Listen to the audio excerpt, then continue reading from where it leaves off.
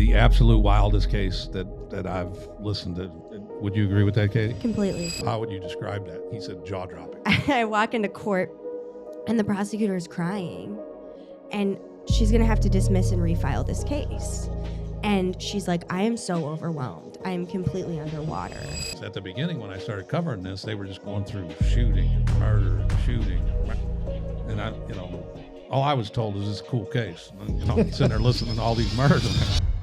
Welcome back, listeners, to the Brighter Side of Blue, our worldwide podcast, coming to you almost live from Columbo's Cafe and Tavern in Dogtown, St. Louis, home of the famous Cibo's thin crust pizza. We got one on the way over here, and we got a couple on the table over there. I could be lying about that part, but and daily lunch specials. Chopper to Copper and Jack are getting Chopper to Copper is getting a Cibo's. The lunch special today there was two beef stroganoff. I think they're beef stroganoff. Beef stroganoff. I and think they were meatloaf and mashed potatoes. And they sell out those things, but they were strong armed. They were forced to order that pizza. I think. No, they weren't. I'm Danny. I'm Tommy. I'm JJ. Producer John. I'm really excited about our show tonight. I'm excited about all the shows, but we have Katie Kull, reporter from the St. Louis Post-Dispatch, working we're really glad you're here because we want to meet our counterpart, Tommy Trials over here, has been telling us he's made a friend, and he doesn't make a lot of friends, and we wanted to find out who the hell this person was.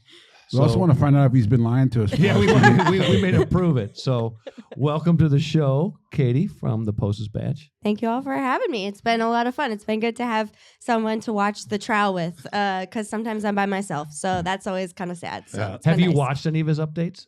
Oh, yeah. You think he's doing okay? I think better? he's doing great. That's hard. I mean, I don't do broadcast, so this is out of my realm. And you're doing good it's so pretty far. Good. Thank you. So, Katie, you do strictly case like law and crime. That's all you do is crime beat. Correct. I do courts, so which is mostly crime. I would say about 90%. So yeah, in the city of St. Louis, and then federal court, which is where this trial is. When we had Bill McClellan on, he also was the police. Sorry, JJ. That's okay. The police beat. Your mentor was. Oh, that's good. I like that. But so you're not the police beat reporter as well? No, I'm not. But I mean, I do cover police through the courts, I guess. Okay. All right. Sorry, JJ. Go ahead. No. I was just seeing if she had a mentor in Bill McClellan. Bill's great. Yeah, okay. He's a legend. You ran into him today, didn't you? I ran into him today. I Said, told him I was going on the podcast. podcast. Yeah, I said, I'm going on the podcast. He goes, oh, it was a lot of fun. So he was a great guest. Yes. Tommy, tell us why Katie's here. So we've been covering that trial, as everybody knows, or a lot of people know. If you don't know, it's Anthony T.T. Jordan, the absolute wildest case that I've listened to.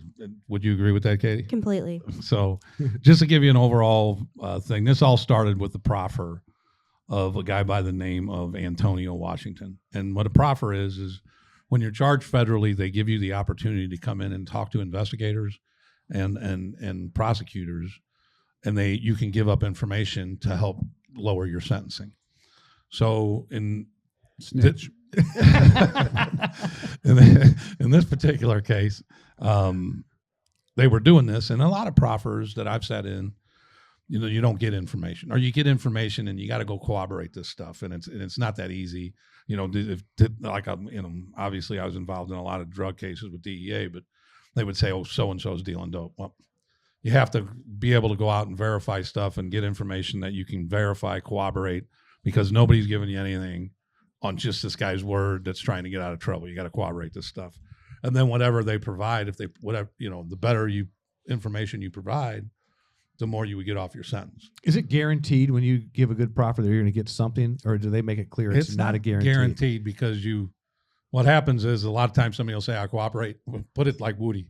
Yeah. Woody and he had immunity, but he decided to go up there and not tell the truth, and so that can get taken away from you if they can prove that you lied in court. I was given one time someone told me what it's like to proffer is your plate is full of different crimes and things. And right. You say a bunch of stuff, and they go, maybe we'll take this off. They can't promise you anything, but they start on their own, kind of just start taking stuff off the plate. Well, and then a lot of people give you information about three different things, not just one thing.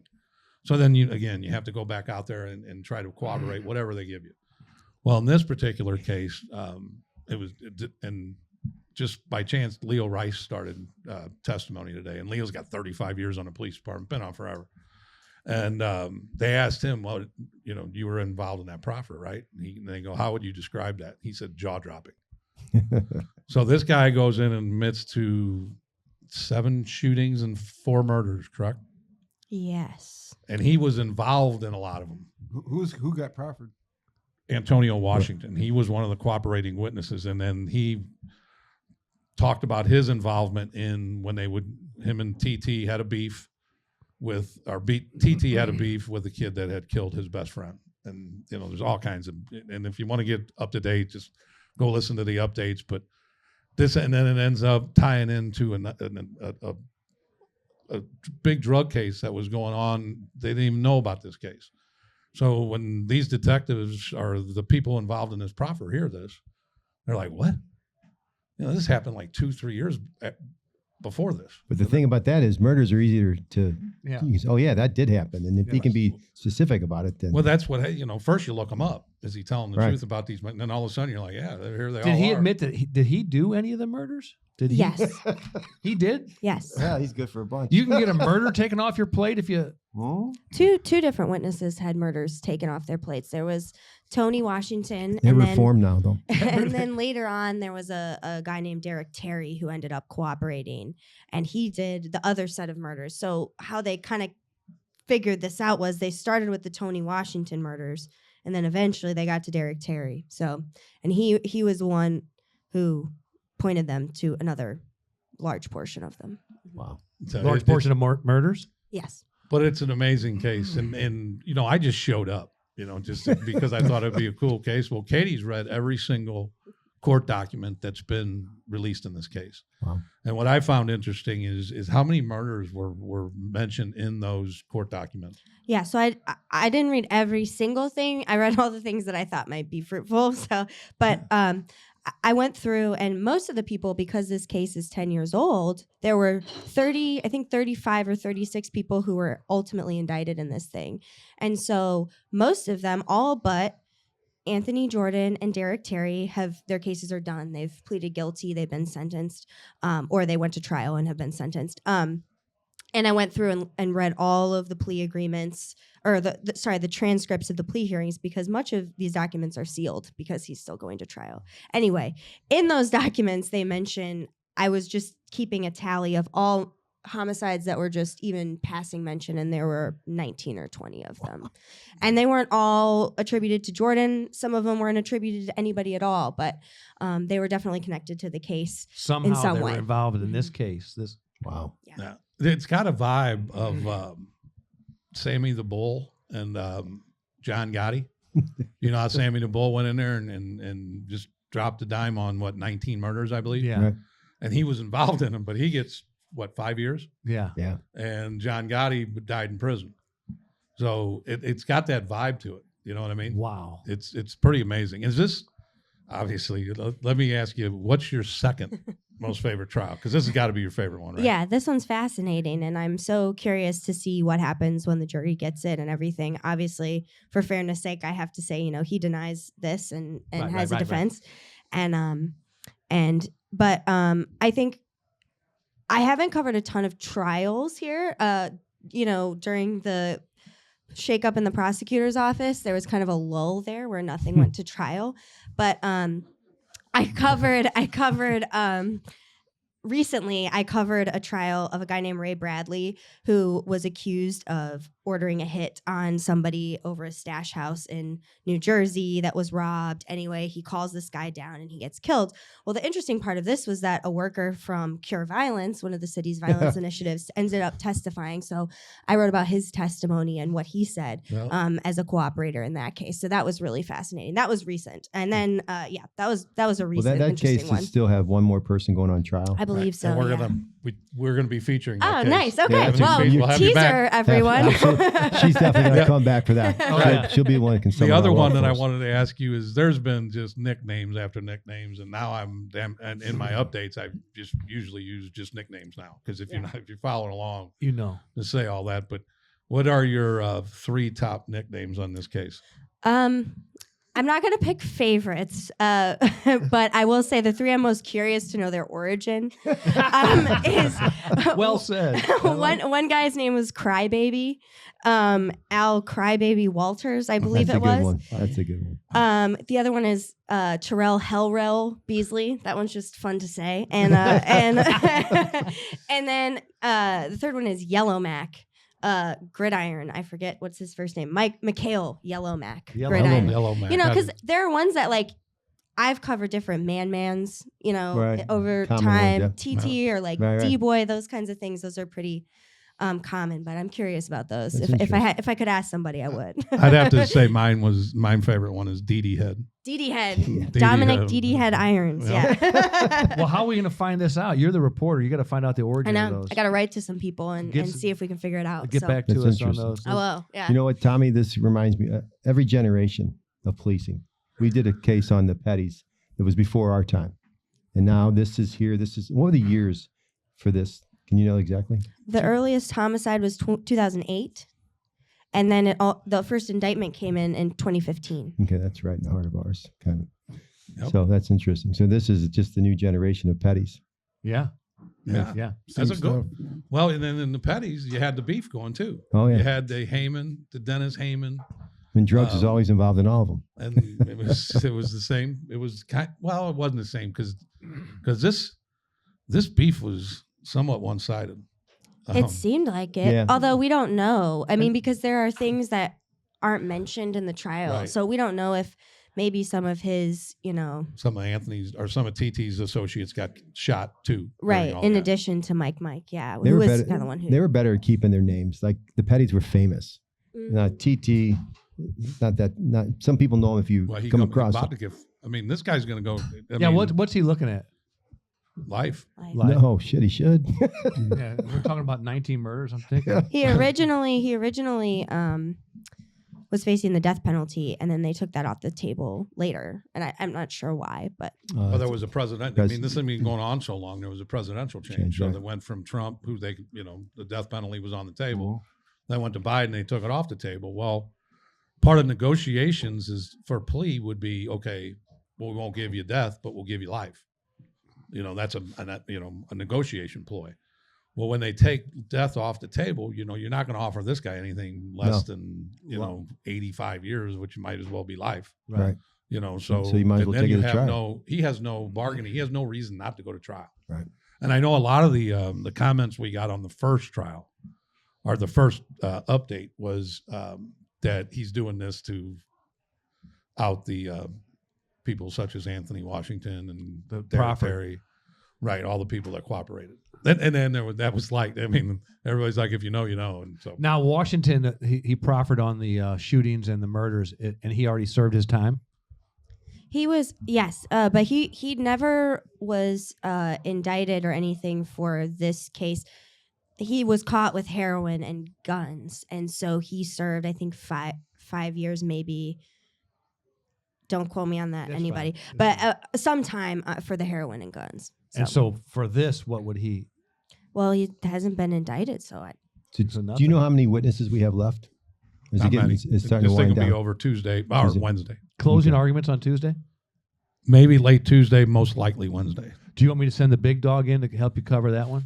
JJ? Yeah. I'll bring in the Thunder. Yeah, that's okay. That's what we need. Is JJ, baby. That's what this case needs, is a JJ. They ain't got no JJ yet. They got a TT.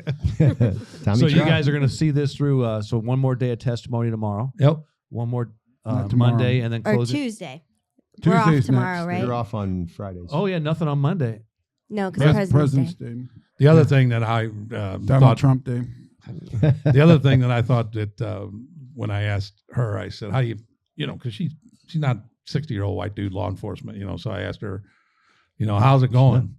And she said, or how do you think it's going? She goes, well, I've been covering trials over here for 3 years now. She goes, I've never seen an acquittal. And I'm not real sure one's going to happen right now. That's what Katie said. That's good. Well, yeah, we'll see. You Some- never know. Stranger things but- have happened. So how much do you love doing this kind of job? This is what you want to do when you got out of college? When you grow up, is this what you want to do? Yeah. Yeah. No, I do. I really enjoy my job. I've done different types of coverage before, but courts are my favorite. That's awesome. Are you from St. Louis? Nope. No, I'm from the Chicago suburbs originally. Yeah. Did you go to the J school here? I went to Mizzou. Yes. Oh yeah. Okay. You follow basketball? MIZ. Oh, yeah. We were at the game last Saturday. It was great. Okay. Yeah. Well, they lost, but it was They a fun won game. last night. They beat Oklahoma last Yeah. night. It was a good. It was Kicked a, butt. It was a very good. MIZ. ZOU. All right, so we're gonna move on to another thing that you covered that we're all very passionate about. I really don't know anybody, whether you're a policeman or just a citizen of the city of St. Louis, you're passionate about the shitty job we got from our prosecutor, Kim Gardner, and you've done a lot of stories on her. Can you touch base on some of your highlights from that debacle? Yeah, can I start though? Yeah, Can I sure. give the stats from her? Go ahead. You got stats? I got stats from Holy shit. He's been sitting on these stats I've and been he couldn't wait to get them out. So we're going to he get them didn't out of want- the way. He didn't want Katie Right. to steal any of his thunder. crazy. I He looked worked up all these hard. stats like 2 months ago. First, it popped up and I saved it because I read it somewhere. So you've been thinking about this. Well, no, I just then you said about this. I go shit. So I started scrolling. When I got here, I start scrolling and try to find it. Before Kim Gardner got in the office, they averaged 4,660 cases A year? a year. When she came in, she averaged 2,529, almost half less. The total closure of a case back before she was there, or when she was there, was 463 days. It took her 463 days to close one case. Before her, the previous was 293 to close a case. And then Gore, he's got it down to 142. But here's the most interesting one to me. She inherited 141 employees, and she ended up with 89. Well, so many of them quit like almost immediately. The Yes. day that Right. she got Yes. The day elected. she was elected. Yes. They- Anyway, Katie's here to talk about it. Well, I'm just Well, saying. you're I just wanna fine. give You're stats. fine. We You're got fine. to I'm just give backing- context. I'm backing her stat. Right. I'm backing Yeah. her claim up. As he's backing up the claim that Danny said that not a whole lot of people like this. Yeah. Exactly. Well, it was just we got a bad deal. So We did get it back. give us some of your top highlights from that investigation. So I took over the city courts beat in, late 2022. So that was before Janae Edmondson, that case, the Daniel Riley case. But a story that I think about is that I was taking over for my colleague Joel Currier, who had done a lot of work on staff turnover. He had done a story about the paw list getting very long and about cases being dismissed and refiled. So I already had like a platform of coverage from him. So I can't really take credit for all of this. But Good. my first day on the job, one of the first days, I walk into court and the prosecutor is crying and she's going to have to dismiss and refile this case. And she's like, I am so overwhelmed. I'm completely underwater. Wow. And I walked out of there and I'm like, whoa, I didn't quite understand. So I called Joel. I'm like, is this normal? And he's like, not usually, but recently a little bit more often. So I kind of knew that was going to become a big part of what I was doing. And then the Daniel Riley case happened and I covered that and the response to that. And then I covered the quo warranto. I covered the calls for her resignation. I wrote stories about staffing being less than half, continued people leaving. There was the contempt. I can go on and on. It was a whirlwind of 6 months. It pretty much dominated my life for a year. Yeah. Yeah. Did you get to interview any of the employees that left? Oh yeah. And what was just in the overall, what were they saying? Some of them believed in what she was trying to do when they signed on. So I What's don't. that? Graduate from nursing school? I mean, it's an I think- honorable profession. And I believe in it too.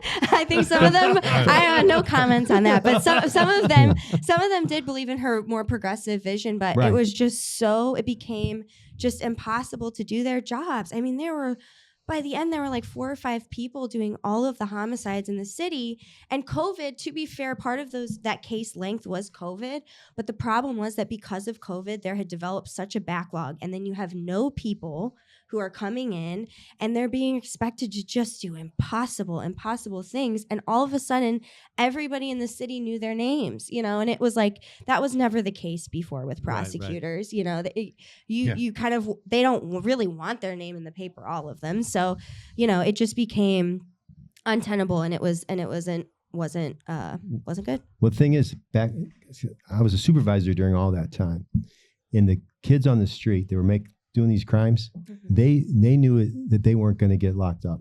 They weren't going to stay in jail. And one of the first things, we had some kids, they ran out of a stolen car, and it was one guy, they both threw guns down. They had criminal records, and one of them was going to jail. They were putting handcuffs on one and walking him to the cruiser, which is we put him and take him to jail. And the kid on the ground still says, "Hey, is this a PAW?" I was like looking, and one of the officers says, "Yeah, it's a PAW." And What's a PAW? He goes, "Pending application of warrant." Right. It means you're going to get fingerprint and release. So he yells to the kid going to the van, says, "Hey man, don't worry about it. You're gonna be out in a couple hours." That was what they knew, and it was a joke. It was like a revolving door. The unit Mobile Reserve had, my unit, we had thousands of cases over the couple years. Close to 1,000, I guess. I don't know what the exact number is, but probably close. They were sitting in this black hole we never heard from. Mm-hmm. They just went there, and it was never. If the feds didn't pick the case up, we never went to any trials or any Division 25s or anything. It was disgusting. And the kids, and that's why our crime went so high up, because word's out on the street. They're street smart. They're dumb in a lot of things they do, but they're street wise, and they know that if they get locked up for a felony fling or whatever it is, they're going to get right out. And it just recycles and recycles and recycles. So anyway, that's my little speech. So, and it's frustrating for everyone Right. involved, because like I did a story about, there came a point where people weren't getting notified about updates to their cases. So I ended up being the person that would call people and tell them. Victims? Victim Wow. families, and tell them that. Not even close to being your job. Right. To be fair, I do constantly talk to people who are in difficult situations. Sometimes I do inadvertently have to make notifications, which is the worst, but you do. And it was just a bummer, because I didn't want to have to be that person, and they felt that, and they just felt left behind. And I wrote a story about that, and that was a powerful story to me. I want to touch on before I go on a few different tirades. I have two ready to roll, but before I go on, during your homework, did you find out any information on the exclusion list? And for our listeners, and we have a lot of listeners overseas that are listening, at least 32 million, I believe we're up to, but they don't know what the exclusion list was. But when an officer goes over to the prosecutor's office, they bring their case and all their investigation, all the reports and everything they found about their investigation, and then the prosecutor's office reviews it and decides if they're going to issue warrants and all that stuff. So that's something that we always do. We always go over and apply on warrants. And so what did you find out about the exclusion list, and was there a barometer on how you got on that?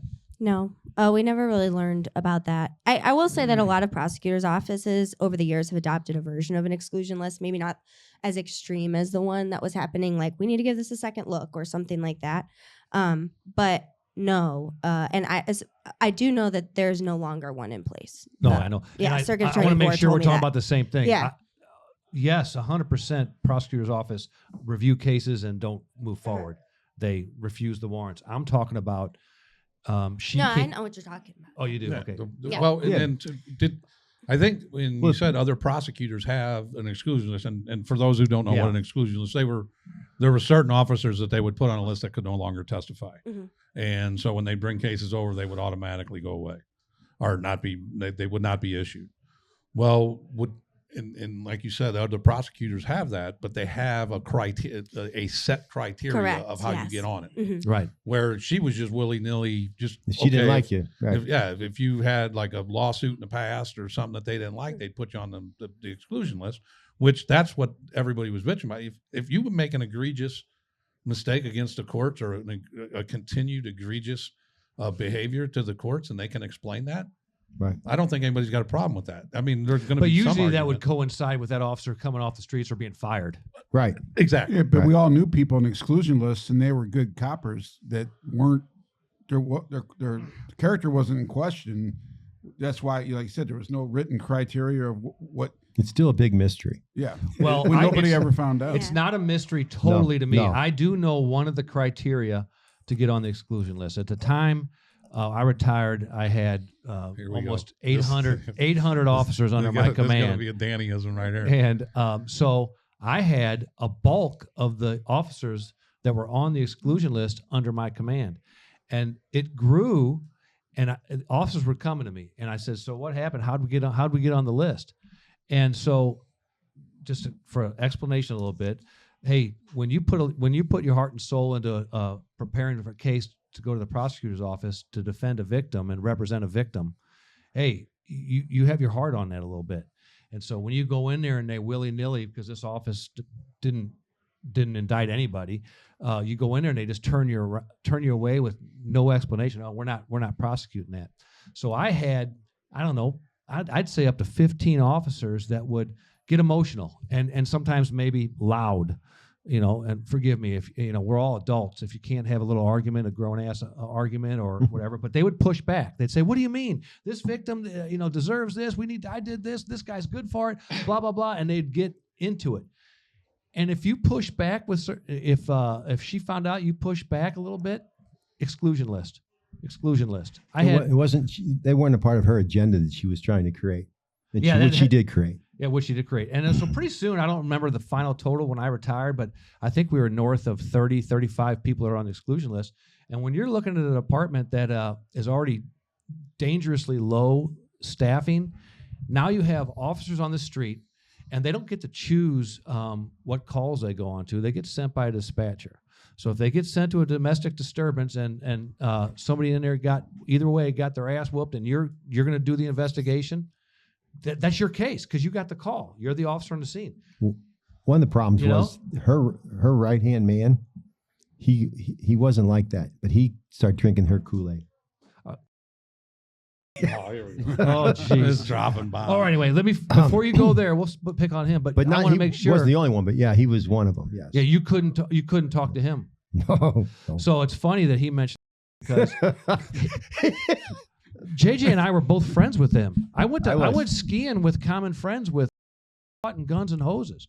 He was a stand-up. He was a great dude. You went to his going away party. He's been to your house. We've been to the racetrack together. That's when you're a friend. Kim Gardner came in. He drank the Kool-Aid and he turned into the abominable snowman. I think he thought he was going to. He came in from out. He was gone. He left. He went to New York. And she brought him back in. And my first thought was, thank God she's bringing him back. Me too. And then all of a sudden he turned into.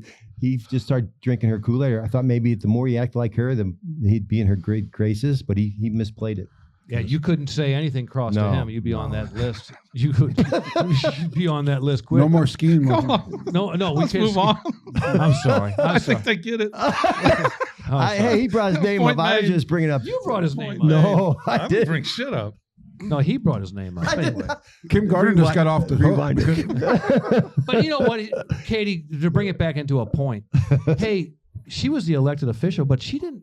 Somebody had to know what was going on also in this office. I mean, somebody had to know that she was off studying chemistry of the body in nursing school and not prosecuting cases.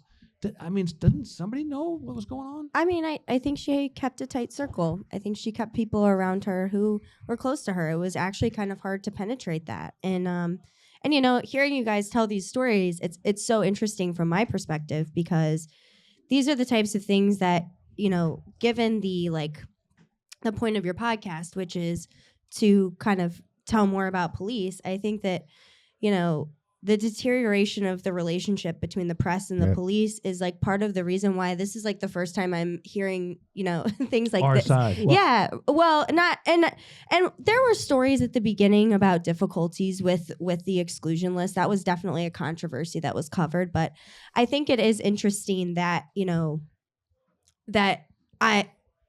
don't have that unfettered look. You don't have those relationships to be able to know those things and to be able to communicate that with people. Well, prior to her taking office, I was really good friends with a bunch of the prosecutors. Such good friends that me and Jimmy Long, we played in the co-ed softball team with them every Tuesday night. And I was good with, and we're still good friends with the Boston and there's a bunch of them. And we're still in the friend group, but they all left. They knew that they saw the writing on the wall and said, I'm out, and they took off. in a perfect world, police and prosecutors are a team, Right. an absolute team. And they'd say, hey, we can't issue that now, but if you were able to find this evidence and this, let's work together and let's do it. Talk about the team that on the TT case. Okay, I mean, how many investigators do you think are involved in this thing? A lot. And it's FBI, DEA, it's SLMPD, it's everybody. The marshals were involved, I'm sure, with those arrests and search warrants. And so, yeah, it is. And there's probably 4 or 5 prosecutors on the case as well. So I mean, and then like you guys said, when you go over and sometimes when you make an arrest, you just don't have enough. You had enough to arrest, but this thing's probably not going nowhere, or some situations like that. And a lot of times, like you said, when you have a friend that's a prosecutor, they'll look right at you and go, "Is this worth looking at?" And sometimes you just go, "No." Right. We need a lot more. Yeah. A Right. lot more work. And then, they trust you. My gripe is the circuit attorneys used to have the best Christmas party in the whole city. They did have a good one. It was good, man. Jennifer Joyce she was. So the very first how'd this actually kick off? It was with Derek Terry, or no? Okay, we're going back to the trial. Okay. Yeah, Antonio Washington. Antonio Washington. He was the first one to kick this off. What year is that? Do you know?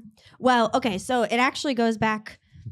It actually goes back further than that. So there were kind of 2 parallel investigations going on at one time.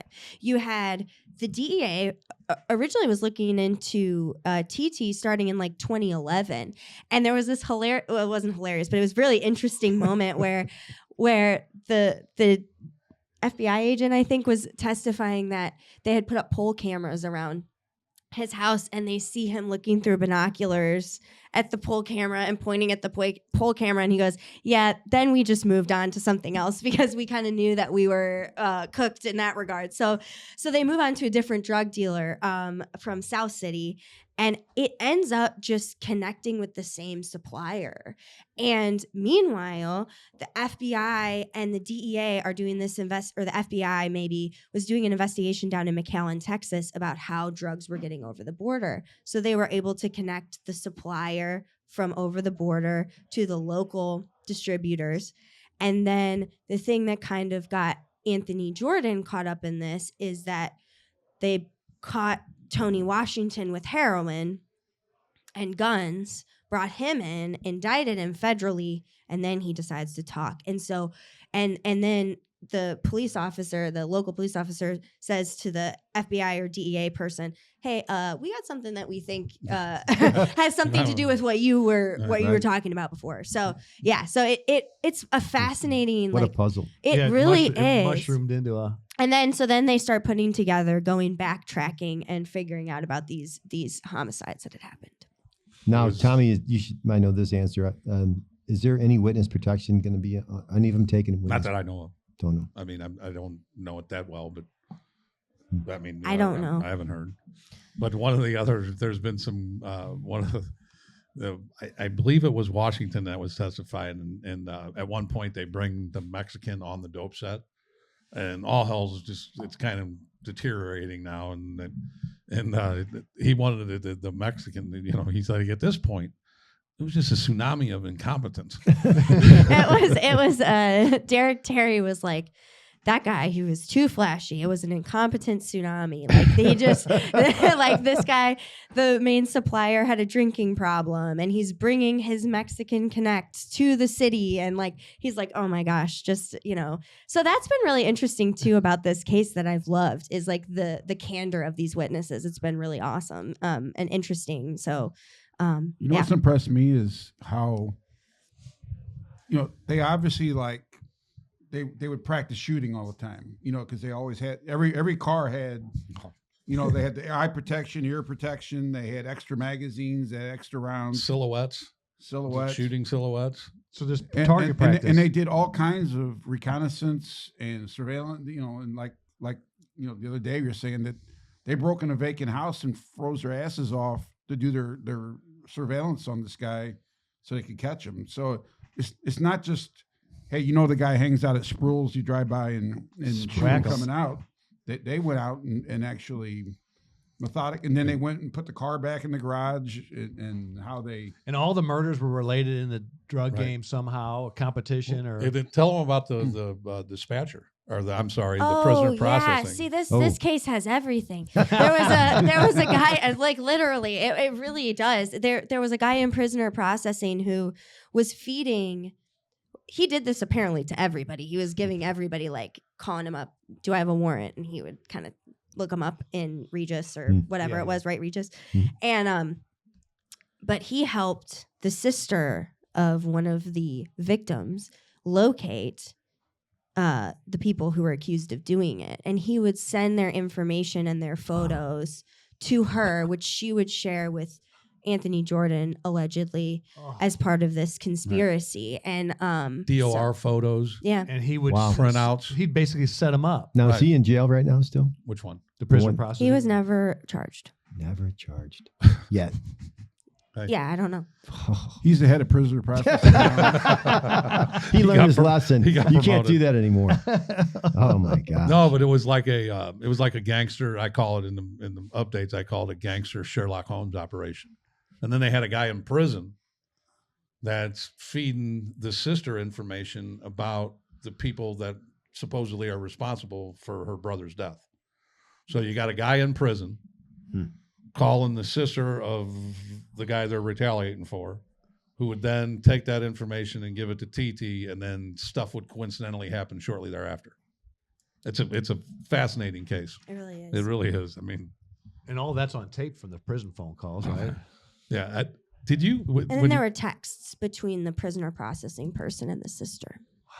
So when I was, did you listen to were you there for the prison when they were playing the prison tapes? Yes. He sounded like Chris Tucker to me. Did he? I mean, he I had don't that know. like high voice, and Yeah. everything he said sounded funny to me. Do no matter if an he- imitation. No, not that good. He was So- funny, and they would talk for a long time. And the sister was just, they were very chatty. It was a really, the testimony in this case has been really interesting. That's an interesting case. And they're off tomorrow. Mhm. So you're And- going and right Monday. So you're going right to closing then. So you've heard all the testimony. Except for, I think there's a couple more witnesses, and he's going to put up a few witnesses from what I Okay. heard today. So and the one thing they had that I mean, there's all kinds of phone seized, and they had an examiner up there that goes through the phones. And one of the things they entered as evidence was one of the phones that he examined from Anthony Jordan. And nobody's testified to what's on that phone yet. And that's Oh, coming. wow. He's going to take a hot guess and say there's all kinds of shit on the phone. well, in openings, they said that there was some of the photos that Gloria, the sister, had sent to him, and maybe some photos from one of the crime scenes. Proof of death photos. I don't know. Possible. Oh. Those are mentioned in the court documents, but Right. I don't know if they will Are they appear really in the proof of trial. death photos? Not really a proof of death photo, but there was some discussion. I'm vaguely remembering that there was some discussion of photos of dead bodies. So That's proof of Are death. we allowed to? Are we allowed to take predictions from you guys? I can't predict, but Predict I will what? say this: the federal government, Has never when you lost when you walk in the courtroom, it's an uphill battle, Oh yeah. and I don't think that's changing here. You know, the one thing they'll say is that the one thing they're trying to prove is, one of the foundations of the defense is he never had dope. There was no dope ever seized from him. You know, no fingerprints on any dope. You know, but one of the conspiracy, and you remember that time I told you about the wire we were sitting on, and Yeah. we had gotten 10 kilos from a car on one of them stops they're talking about, right? And so we had to cover up, you know, why we did this, you know, because this guy's going to jail.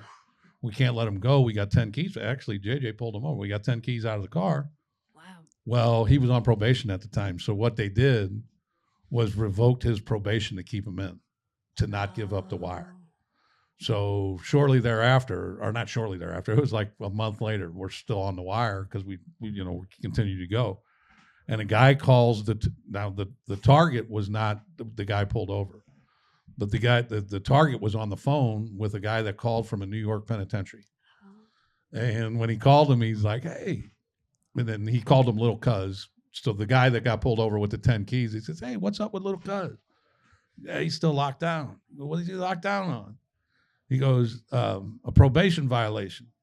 And the guy in the prison goes, so you're telling me that your little cousin got locked up with 10 keys and he's currently in custody because he's got a probation violation? And he says, yeah. He goes, make no mistake about this. What you have here is a conspiracy. And there's a lot of more motherfuckers going to jail too. So,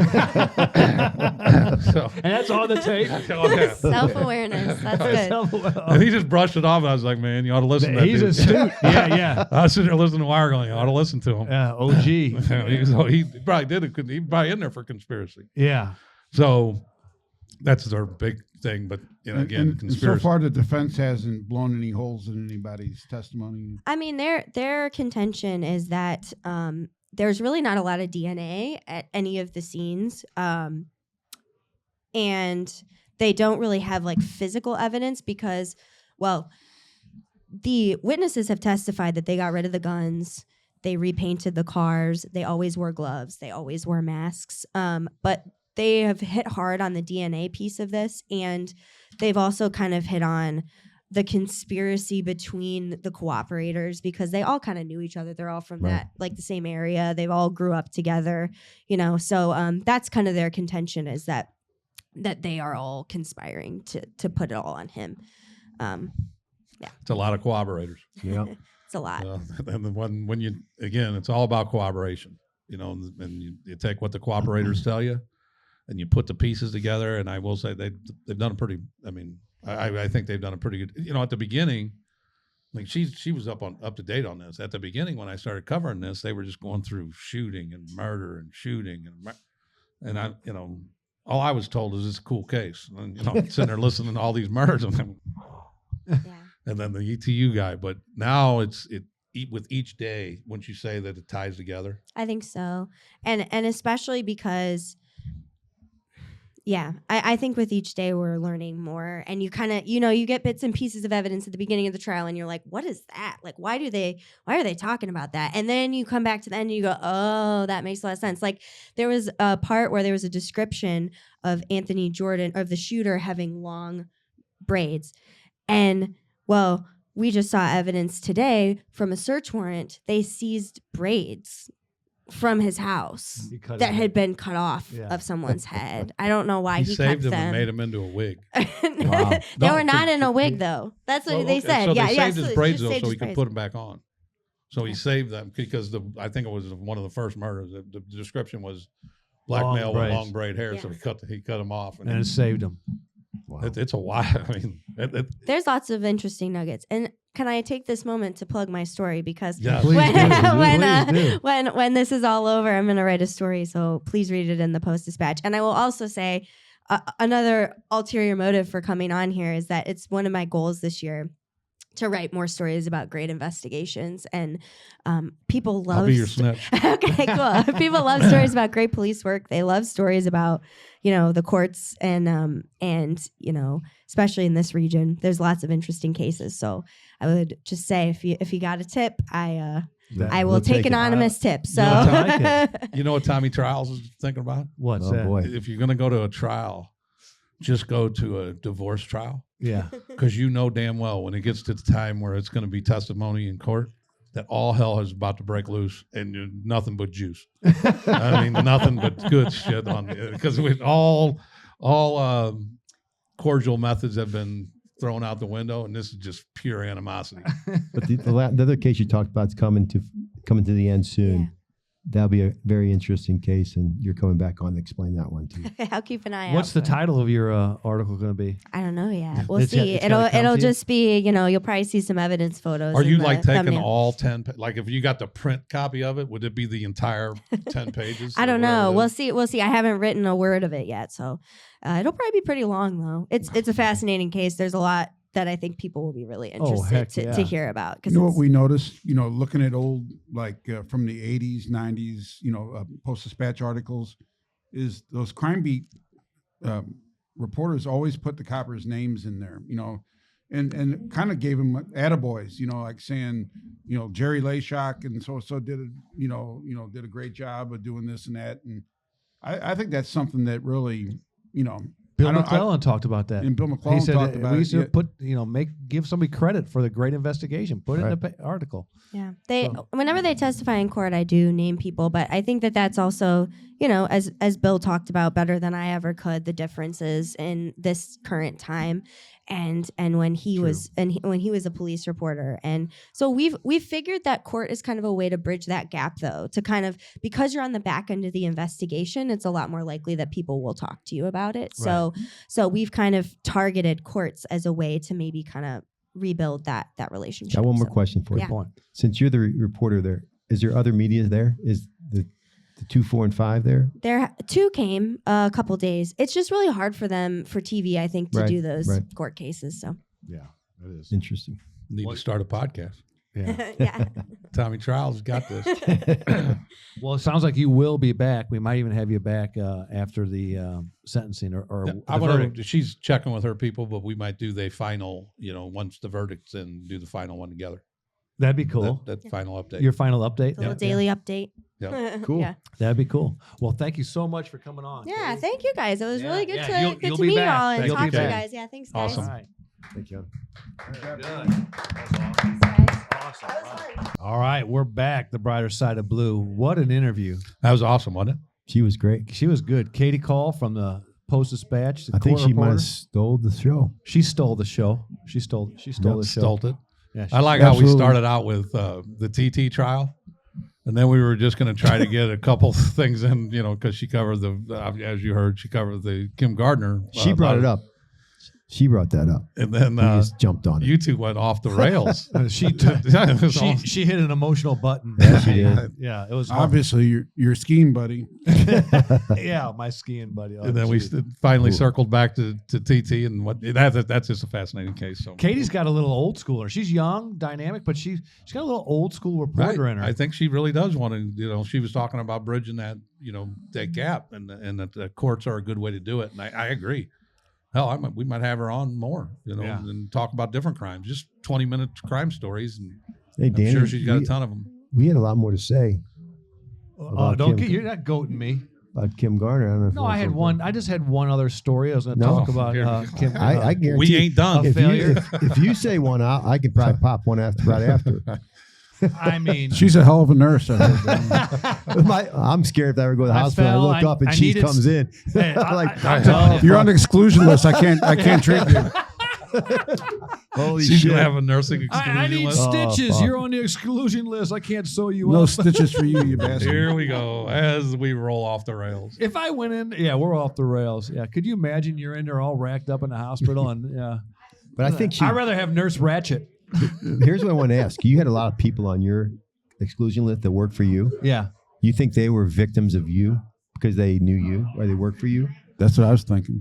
Because Right. because They were guilty by association. Oh, Right. because of They're like, me? this is one of Howard's people. Right. No, I don't think that's true. Because everybody in I'm just curious. everybody in uniform was my people at that point. I hear you. Yeah. No, it's just that if you push back at all, you got yourself on the exclusion list. I kind of want to hear your story. I had it all written out with a timeline, but you Okay. kind of threw me All a right, never mind. curveball. But Forget. You guys did just go. Just right off. We can't do it now because then we'll be before the actual interview. So Got you. I got you. I know where you're coming from. Yeah. So we're For not gonna do it chronological- now. Yeah, we Be all screw out up of the whack. chronological But anyway, part. Katie was very good. And Unbelievable. I Excellent. hope you all enjoyed that. And like you said, Tommy, she'll be back. So this is our first show after the Super Bowl, and we all had predictions. And if I'm not wrong, I was the only one that picked the Eagles, right? Maybe. Yeah. You guys all picked. Yeah. John gave a big diatribe I of don't why know. the Eagles would win. Then he picked the Chiefs. I'm Yeah. the only one that stuck. No, I think to- you're wrong. I think I said the Eagles, but I was rooting for the Chiefs. That's what I said too. can we It do was- our opening again? Because we did it on the wrong end of it. Hi, I'm Danny. No. Hi, he's Danny. He's JJ. He's Tommy, and I'm producer John. Yeah, we did that in the beginning. But it'll come in the middle. What's happening to John? Is he swallowing his tongue? We're doing the opening now. No, Yeah. we're gonna. The story's gonna roll first. like the last two. All right, I'm just reminding everybody that I'm producer John. This is Tom. That's Dan. I'm and so that's JJ. I'm so fucking confused. I'm not sure. You if know, I forgot that we're doing it backwards now. This is a terrible time for Katie to find out that we're not. he's professional. always high, and now what are you doing? I'm just No, I'm just drunk. Yeah, poor You know, Katie. that was such a horrible Super Bowl, and I told you last week a statistic that on Super Bowl Sunday, the most chicken wings are eaten. 4.2 million chicken wings go around the earth 3 times. It was such a shitty game; it only went around the earth once. Oh shit! could be. You set that up good. I like Yeah, that. you like that? I was like, are we in for Yeah. more worthless information? And I made No, it we through don't- one of John's mindless Right. interruptions. I didn't even know what was happening over there. You only made it down to Miami. We That don't thing we, was an ass whooping. we don't use the Nielsen ratings anymore. We use the chicken wing. The rating, the wing rating. The wing rating. Oh That's my. pretty good. Yeah, that was very good. I was going to talk about one other thing and I forgot. I already No forgot. shit. You messed me up with that, John. But I You know where you go if you're not feeling good? uh, You know, you're just down. You Cigar- you know, cigar just, place? You know, you can go I go there to, I, first. go, I go to Columbo's basement and do a podcast. You can go one of two places. You could either, if you just need a cigar to calm down, you can go to the Riverman Cigar Company. Yeah, great. It's down there at 8984 Watson Road. Yeah. You Dan can get Ponder. your favorite Dan Ponder. Yep. Get your favorite cigars anywhere from the $3 ones to the several $100 ones straight out of Cuba. So go down and see Dan, and then if you're Really? feeling like you want to get healthier to feel good. Right.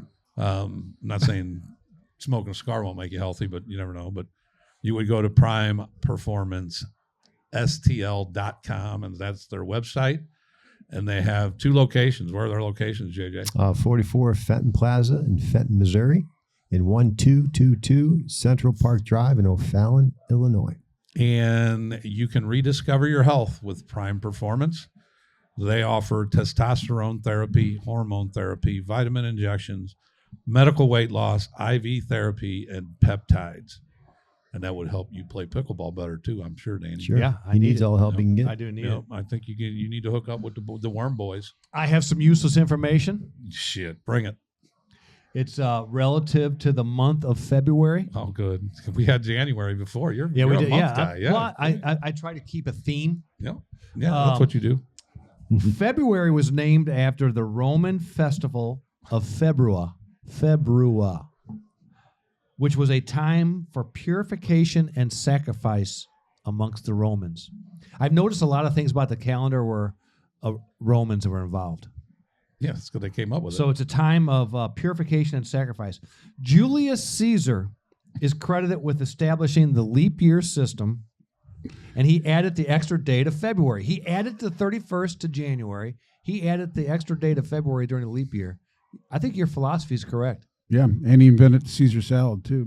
No, he don't. No, he You didn't. just need that extra day to pay rent. He needed. He owed everybody But money. So how he kept many- adding days to the month. So he How never had to often pay does his it- rent How often does the extra day appear? during a leap year. I don't know. I don't know how often that is. 4. Oh, you knew?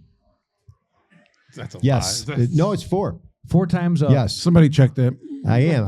You are not confident Chop- about that. Yes. Yes, I am, because 4? I'm laughing because Chopper gave me the answer with 4 fingers up there. Are you right, Chopper? Yeah, Chopper's smart. He's For what? He's a It former. happens every it's- 4 years. Every 4 years, you Yep. get an extra day. Chopper don't lie. What about leap years? Yeah. That's common knowledge. He didn't leap know. years every 4th year. I mean, that's I didn't Well, really. we should have asked you instead of him. I asked him. holy He didn't. shit. I asked I him. He didn't know. didn't I'm know. not even listening to you guys No. anymore. This thing's off the rails. Hey, welcome the to my world, brother. birthstone for February is the amethyst. Ooh. Spell that. It's a purple variety of the quartz. In Greek, amethyst means not drunk. I'm born in February. If that's John? It means I'm not drunk. I'm high. Amethyst, yeah. But I just thought that was weird. It's Yeah. amethyst in Greek means not drunk. And you said it was a month of purification, so I guess there you go. it's kind of like no drinking January back then. In Caesar's days, he must have done it in Good February. catch. That's Good very catch. good. That's very good. Do you have a Zen moment? I do. over- Sort of a Zen, yeah. It's more of a creed for the drug dealers out there in the world. It says this is going to tie us back to that trial, I'm is? guessing. And it's in what we do, If you don't see the police, be scared. And if you do see the police, it's too late. By Derek Terry, who was mentioned numerous times tonight. That's what he testified. I'll actually read that again. He testified that? Yeah. Yeah. Katie, you remember Katie, that? did you hear this, Zen? Say it again. This is the drug dealer's creed by Derek Terry. And what we do, if you don't see the police, be scared. And if you do see the police, it's too late. That's pretty profound for. It's right on the money. But he had another one, but I don't. You never gave me that one. But you said it earlier. I think you talked about it. Incompetent tsunami. Yes, That was a good one. Yeah, that's pretty good. Yeah, I like that one. I could be used in so many different ways for so many people. And that was a cagey drug dealer. Schicker Ford of St. Louis is sitting on the largest selection of used cars and brand new F-150s. They're looking for your trade, and they'll give you more cash than anybody else. So go get yourself a new car, trade in your piece of crap. They're going to give you more money than anybody else will. Get you one of those new F-150 Tell them we sent you. Tell them the brighter side of blue sent you. And Where can you go? You can go out there in Union if you live out west. Washington, the Eureka Union, area. yep. You go out there, you can get a ton of new used cars out there, Yep. and they'll buy your car. Tell them the brighter side of blue sent you, and it'll mean absolutely nothing. It won't do you shit. I They'll don't just think say, so. "Why'd you mention that?" I don't think that's true. Yeah. And you know where if you have any printing needs, you know where you go? Marvel Printing. You damn right you do. You go down to 1928 South Broadway, see Mark Colombini. It can be reached at 314-231-1477 also. Marvell Printing is a full-service union print shop that has been serving the local community since 1920. They offer a variety of printing services to assist local businesses get their projects printed quickly, professionally, and at a competitive I thought he was price. gonna fall asleep in the middle of that. Did you see it? And they offer this, and It's tough reading my own writing. Can I self-promote us though? Yeah, go ahead. If you we look need to around- look at optic armor in here, Jim. We have a lot of. We got merch on. I got the hat. John has my hat on, and you got the hat, and John actually wearing the hoodie. Just go to our web page and click on merch, and half of it we're going to give. The Chief Mason Griffith Foundation. Good. And half the proceeds go to him. And I'm working with them, and we're going to have more news about what they're doing. But we're going to their comedy show in Washington, Missouri here soon. So Can't wait. Yep. Producer John, what's Paige Spears up to? Is he getting out of jail anytime soon? We think so. His parole hearing is next Thursday, the 20th. Where is that being held? In Jeff City? Yeah, they used to come down to the penitentiary, the parole board, but they don't do it anymore because they're trying to save money. So Paige will be there at Farmington, and you get to bring one person with you. So he's bringing his mom. That's Okay. nice. And the parole board will be on a Zoom kind of meeting, but he's passed all his preliminary stuff. There shouldn't be any problems, and it takes like a week for If them they to say process you're it. Yeah. done, about a week It's later, still he'll going be to take out. a week. Yeah. that So the poor guy. Did you talk to him last week? Yeah. He said January was a long month. Just waiting. Julius Caesar made it longer by adding that day. He had it the day, but we took one away in February. That's true. But So it's a wash. it's a wash. But anyway, he's in good spirits still, and he's really interested in doing something with us when he gets out. Yeah, and, we're going to have him on the podcast. and Steve too. So Steve James is his stepbrother. So those guys have a completely different perspective, but we all want the same thing. Just to kind of help people stay out of jail and keep crime down. So That's going to be awesome. All right. Well, that'll be a big victory for Paige, his mom, and for everybody that supports him. You also sitting on a newsroom.com over there? yes, All right, bring it home, Come baby. strong. Bring Come it strong. home. Looks like a long one. I'm going to talk not about a crime or an incident. I'm going to talk about a St. Louis personality. All right. Lorenzo Pietro Berra, otherwise known as Yogi. Oh. All right. I was thinking that. And this is, I'm not going to go into yogiisms and stuff because there's much more to the guy than just his sayings and stuff. But he was born here in 1925. His father came over from Italy. He was his older brothers were born in Italy, but he and his younger brother, and his sister were born here in St. Louis, and they lived at 5447 Elizabeth up on the hill. Yep. which I think now is a bed and breakfast that, Is it really? or like Airbnb that you can Okay. actually stay at. On that street, Joe Garagiola lived across the street. Most people know that. Another catcher from St. Louis. They were best buddies their whole life. And actually, Jack Buck lived on that street when he first came to was a young broadcaster in St. Louis. So it's a pretty I think it's got like Historic. Hall of Fame Street over it. Yeah, they do yeah, have that. they renamed the street. But another future major leaguer and another kid that lived on the hill was a guy named Jack McGuire. And Jack is the one who nicknamed Yogi, because he saw a newsreel. He went to the movies, he saw a newsreel, and it was about India. And they showed a yogi, which is somebody like performing yoga. And the guy looked like Yogi, like Berra. Because Yogi would always sit, like when he was waiting to bat or he was whatever, he was bored, he'd sit with his arms and his legs folded, and it just stuck. From that day on, and he became Yogi. But Jack only played 94 MLB games, but he played with the Giants, the Pirates, and the Browns.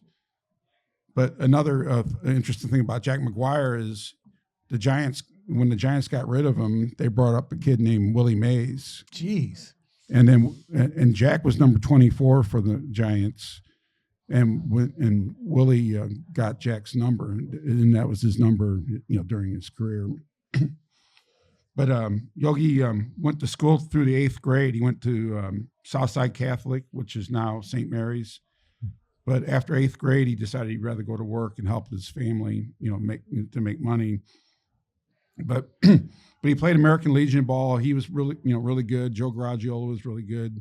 I think Joe was more the catcher, and Yogi played like the outfield more. But when they were 16, they decided they were going to go down and try out for the Cardinals. And apparently they just did these tryouts all the time, because you hear about Red Shanks and those people coming over and doing these tryouts. Well, they did really well, but Branch Rickey was the general manager, and he offered Joe Garagiola a $500 signing bonus, but he only offered Yogi a $250 signing bonus. But there was a method to the madness. Branch Rickey knew he was leaving the Cardinals and he was going to the Dodgers. So he wanted to sign him with the Dodgers, so he offered him a lower contract. Well, Joe took the $500, and Yogi said, I'm not signing for $250. You insulted me. So Branch Rickey ends up leaving. But when Yogi got slighted, his American Legion coach called the Yankees, because he had a hookup there, and the Yankees hurried up and signed Yogi before Rickey even got. Wow. Yeah. Wow. How much? Backfired on him. He got $500 too, Yeah. from the Yankees. So anyway, he signed with the Yankees, and he went to the minor leagues. It was they were called different levels back then, but shortly after he started the minor leagues, World War II broke out. So he went and enlisted in the Navy, and he went to France, Italy, North Africa, but his biggest claim to fame is that on D-Day, he was at both Utah and Omaha beaches. He got wounded, and he was out there with, he had a machine gun, just shooting it out with the enemy, and he ended up getting a Purple Heart, a Distinguished Unit Citation, 2 battle stars in the European Theater Operations ribbon during his course of World War II. So, you think that's why I didn't say anything about his yogiisms, because he's one of the best hero. Yeah. He's a war hero. He's one of the best, probably, the best hitting catcher, one of the top 2 or 3 best hitting catchers ever. But, he was an 18-time All-Star. He won 10 World Series as a player, which is a record. And he had a career batting average of 285. He hit 358 home runs and 1,400 runs batted in. He went to the Hall of Fame in 72. Joe Garagiola ended up playing 676 major league games with the Cardinals, Pirates, Cubs, and Giants. But Joe's in the Hall of Fame also Broadcaster. as a broadcaster. For wrestling at the Chase. Yeah. Well, Mickey was Good God. his brother. Oh, it was. Yeah. All right, I mixed them up. Sorry. But so anyway, so Joe made it to the Hall of Fame too, but just not for playing. But the last kind of interesting St. Louis kind of angle to this, because once Yogi got established with the Yankees, he moved to he lived in New Jersey. Yeah. But he met his wife Carmen at Biggie and Charlie's restaurant, which was up on 6435 Chippewa at the time, and later became Musial and Biggie's. Yeah. Because I guess Stan was a customer, and he was looking to get in some an investment other than baseball, and so Biggie, whose real name is Julius Biggie Garanani, I hope I said it right. Parmigiani. Anyway, Charlie got kicked out. Charlie, I think his name was Charlie Ray, R.E. But anyway, Charlie's gone. Stan moved in, but Yogi was in love with Carmen, but he and Joe didn't have any money, so they'd sit at the bar. They didn't have money, and they were young guys, but they just sit there and drink water all day. And then finally Joe says, "Hey, I ain't coming down here every day and just sitting here and staring at this gal. You need to go up and ask her for a date." So Yogi finally did. He ended up taking her to a hockey game. And this was back in the 40s, so I don't know who the Blues weren't here at, Right. but I think the African Americans. African Americans game. The Eagles. Okay, yeah. Anyway, he took Carmen out, and they got married shortly after that, and the rest is history. So that Yeah. What made you come up with that? That's not a normal one, just because of St. Louis history. yeah, I just wanted to talk more about St. Louis and just to highlight maybe some things, because like I always wondered who Biggie was in Musial and Biggie's, and Now you know. And I didn't know that Musial, because the Musial and Biggie's I remember was up on Oakland down the street from the arena, but they used to be there at like Lindenwood and Chippewa. My father-in-law he worked there. He's a back bar guy. Oh wow! Mm-hmm. Talks about it all the time. And his uncle Jimmy Michaels would come in, and he'd get to go sit with him until he was done, and then he had to go back. I Yeah, believe the that's cool. Musials was the Bob Costas tells a good story when he used to cover the St. Louis Spirit and the basketball team, go in there with the basketball team. He had no money, and he was thinking, I'm in here with the basketball team. They sat down, they ordered all this food. All the players boogied on him, and he just sat there Sitting with there a alone huge with the bill. As a 22-year-old kid. That's happened a lot. Tommy, what are we doing with this live? Do we need to make any announcement? I think we're either going to try it next week or the following week. Most likely the following week. You're going to be out of town, so you'll be chiming in from out of town. We might wait till you get back. Okay. But just follow us on Facebook, and I'll put it on the updates on the YouTube also. So we just want to make sure we got one more final run. I think we've got the internet we need. But until we make sure that we got the internet we need, that could be a complete disaster. Oh yeah! Like, subscribe, and share. Our Grassroots podcast is growing. Yep. Appreciate the support. Yep. Tommy? Communities that support law enforcement are safer places to live. Peace. Peace. Amen.